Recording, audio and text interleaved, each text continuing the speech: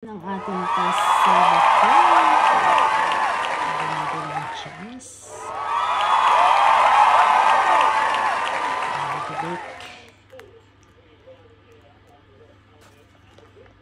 Wala, gusto ko lang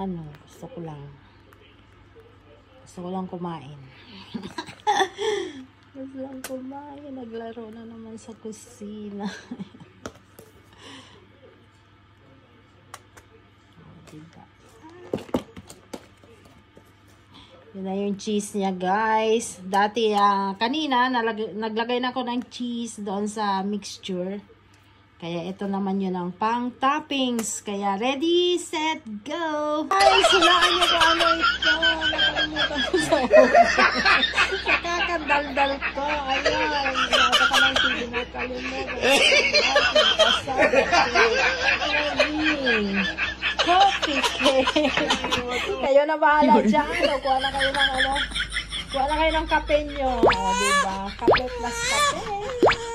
Wow, pasada coffee. Thank you, guys.